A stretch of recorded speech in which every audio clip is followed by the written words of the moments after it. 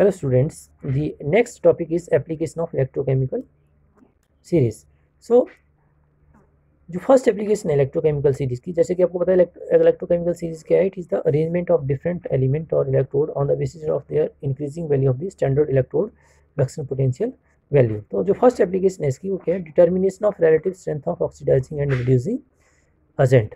मतलब कौन सा स्ट्रॉन्ग ऑक्सीडाइजिंग एजेंट है, कौन सा वीक ऑक्सीडाइजिंग एजेंट है, कौन सा स्ट्रॉन्ग रिड्यूसिंग एजेंट है, कौन सा वीक रिड्यूसिंग एजेंट है, ये हम पता कर सकते हैं with the help of electrochemical series. तो इससे हमें चार चीज़ें पता लग सकती हैं कि स्ट्रॉन्ग ऑक्सीडाइजिंग एजेंट। देखिए स्ट्रॉन्ग ऑक्सीडाइजिंग एजेंट क्या होंगे, जो दूसरे को आसानी से ऑक्सीडाइज करेंगे बट हिमसेल्फ ईजिली क्या करेंगे, वो रिड्यूस करेंगे। तो अब आसानी से कौन रिड्यूस करता है, जिसका standard electrode reduction potential value high होता है। मतलब जिन एलिमेंट का standard electrode reduction potential value high होगा वो स्ट्रॉन्ग ऑक्सीडाइजिंग एजेंट एक्ट करेंगे। अब E naught M N positive oblique M value high positive इसका होता है, जैसे जो एलिमेंट फ्लोरीन की तरफ को, जैसे फ्लोरीन की यदि आप बात करें तो फ्लोरीन क्या एक्ट करेगा, one of the strongest oxidising agent act करेगा, क्योंकि उसकी E naught M N positive oblique M value जो है वो क्या है, पॉजिटिव है और लार्ज है।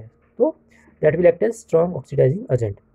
बट यदि आप वीक ऑक्सीडाइजिंग एजेंट की बात करें तो वो दूसरे को आसानी से मतलब क्या करेंगे, दूसरे को आसानी से ऑक्सीडाइज नहीं करेंगे बट हिमसेल्फ आसानी से ऑक्सीडाइज हो जाएंगे। सो यहाँ पे क्या होता है, जो स्टैंडर्ड इलेक्ट्रो रिडक्शन पोटेंशियल की वैल्यू है वो लो होती है। अब लो किसकी होती है, जैसे लिथियम है तो लिथियम की जो standard electro reduction potential value है वो कम है, नेगेटिव में होती है बेसिकली।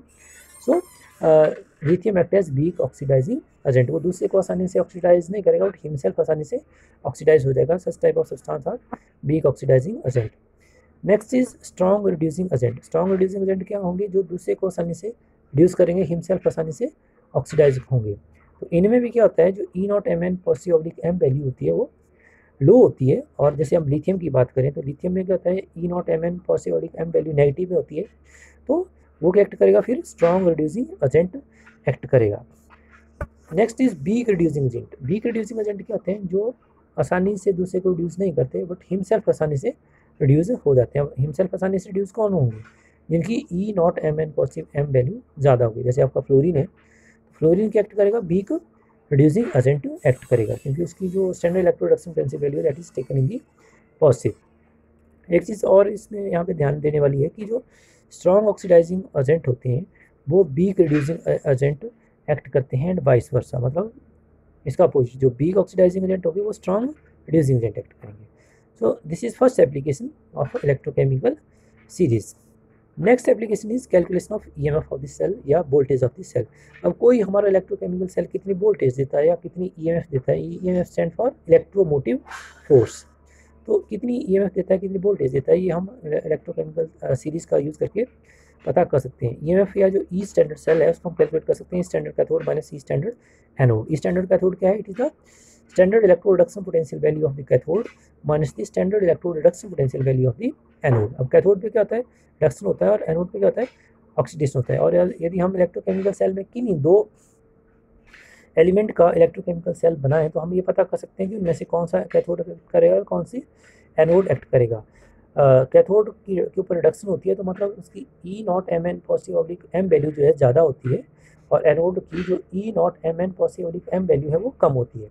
तो इससे हम पता कर सकते हैं कि कौन सा एलिमेंट जो है वो कैथोड एक्ट करेगा, कौन सा एनोड एक्ट करेगा। और उनकी स्पेसिफिक जो ई नॉट वैल्यू है वो भी आपकी इलेक्ट्रोकेमिकल सीरीज में दी गई हैं। तो आप यदि दोनों वैल्यू को सब्ट्रैक्ट करेंगे, जो standard electro reduction potential value है जो आपकी इलेक्ट्रोकेमिकल सीरीज में दी गई है कैथोड के लिए और एनोड के लिए, यदि आप उन दोनों वैल्यू को सब्ट्रैक्ट करें तो उन दो इलेक्ट्रोड के द्वारा जो आपका मतलब इलेक्ट्रोकेमिकल सेल बनाया जाएगा उसकी जो ईएमएफ वैल्यू है वो आप कैलकुलेट कर सकते हैं।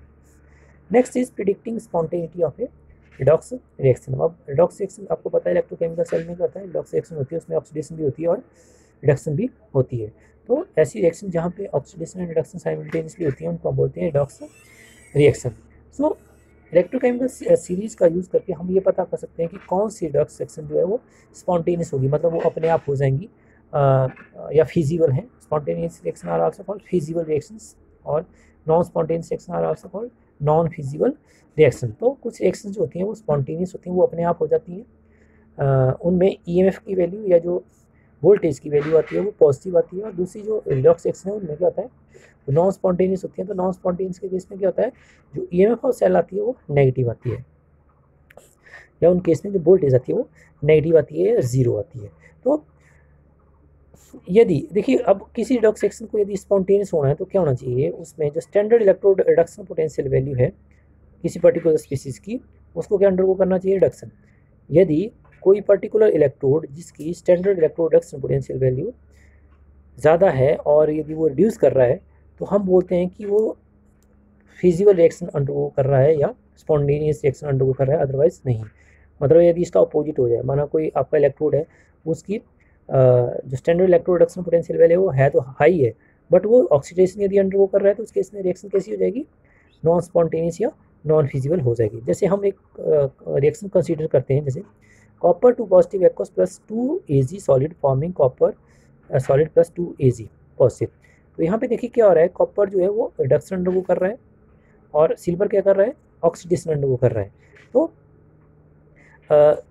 अब यदि आप standard electro reduction potential value देखें इलेक्ट्रोकेमिकल सीरीज का यूज़ करके, तो दिस इज कॉपर के लिए है प्लस 0.34 वोल्ट और सिल्वर के लिए है 0.80 वोल्ट। तो होना क्या चाहिए, यदि रिएक्शन को स्पॉन्टेनियस होना है तो क्या होना चाहिए, जो सिल्वर का इलेक्ट्रोड है उसके ऊपर रिडक्शन होनी चाहिए और जो कॉपर का इलेक्ट्रोड है उसके ऊपर ऑक्सीडेशन होनी चाहिए, क्योंकि जिसका स्टैंडर्ड इलेक्ट्रो रिडक्शन पोटेंशियल ज़्यादा होती है उसके ऊपर रिडक्शन होनी चाहिए। तो यहाँ पे आप देख सकते हैं कि सिल्वर के ऊपर क्या हो रही है, ऑक्सीडेशन हो रही है। अब होना चाहिए क्या चाहिए, यहाँ पे रिडक्शन होनी चाहिए यदि रिएक्शन में फिजिबल होना है। तो यहाँ पे रिवर्स हो रहा है इस रिएक्शन में, तो इसका मतलब है ये रिएक्शन जो है फिजिबल नहीं है, मतलब ये नॉन स्पॉन्टेनियस रिएक्शन है। So since silver is having high standard electro reduction potential value, so and it is undergoing oxidation, so reaction is non feasible. So ये जो आपकी रिडॉक्स रिएक्शन है ये नॉन फिजिबल है या नॉन स्पॉन्टेनियस है। But यदि आप इसी रिएक्शन को थोड़ा सा यदि मॉडिफाई करें, copper solid plus Ag positive forming copper 2 positive and Ag, तो यहाँ पे आप देखिए क्या हो रहा है, कॉपर ऑक्सीडेशन अंडरगो कर रहा है और जो सिल्वर है वो रिडक्शन अंडरगो कर रहा है। तो अब यहाँ पे क्या हो रहा है, ये रिएक्शन कैसी हो जाएगी, फिजिबल हो जाएगी। क्यों, क्योंकि यहाँ पे सिल्वर का जो standard electro reduction potential value है वो हाई है और it is undergoing reduction, so this is a feasible reaction.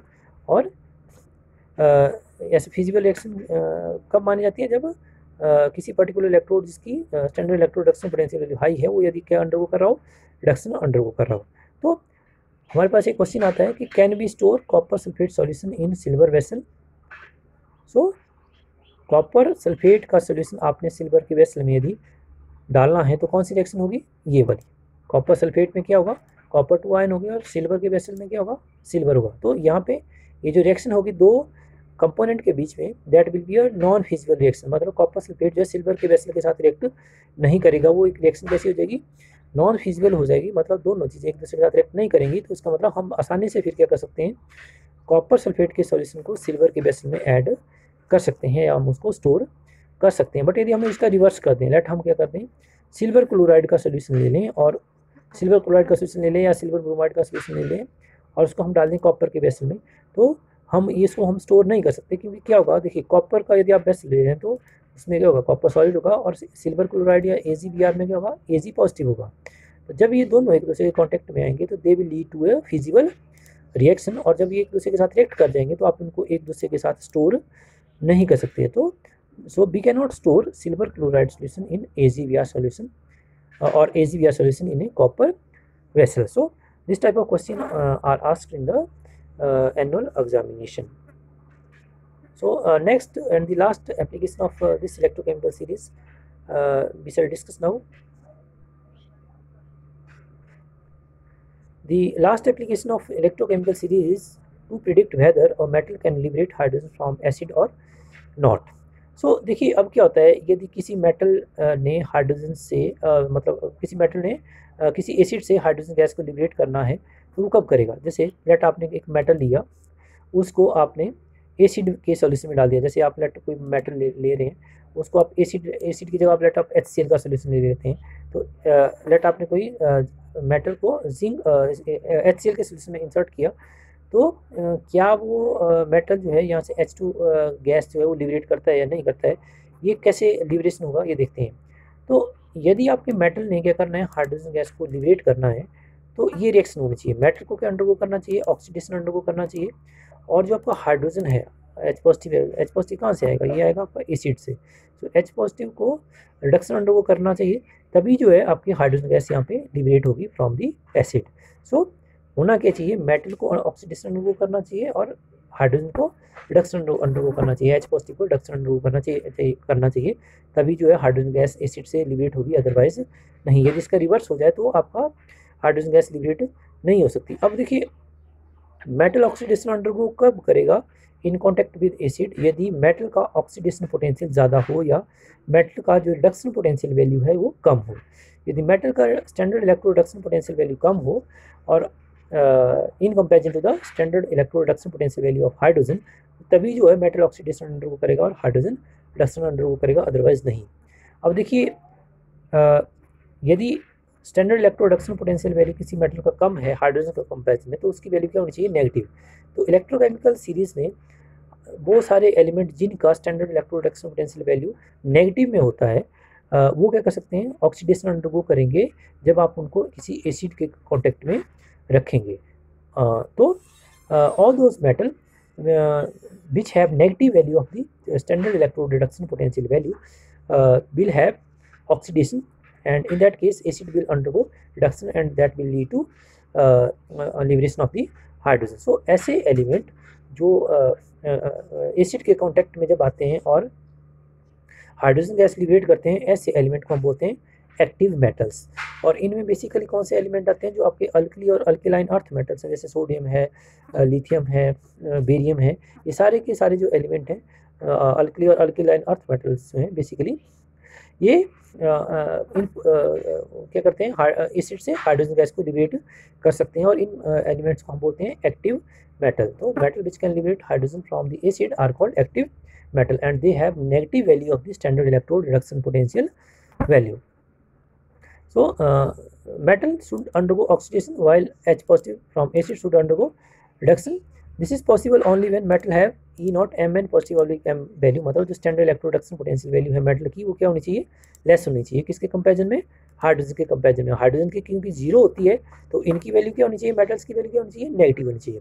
Therefore all those metal which have standard electrode reduction potential value less than 0, मतलब negative, are capable of liberating hydrogen from the acid, while other metal whose standard electrode reduction potential value is greater than 0 or more than hydrogen are not capable of liberating hydrogen from the acid. तो ऐसे element जिनका standard electrode reduction potential value positive होगा, positive किसका होगा, जो hydrogen के बाद वाले एलिमेंट हैं इलेक्ट्रोकेमिकल सीरीज में, उनका जो standard electro reduction potential value वो पॉजिटिव होता है, हाइड्रोजन का जीरो होता है। तो जिनका standard electro reduction potential value positive है, वो फिर एसिड के कांटेक्ट में जब आप उनको रखेंगे तो वो हाइड्रोजन गैस को लिबरेट नहीं कर सकते। सो this is the last application of electrochemical series.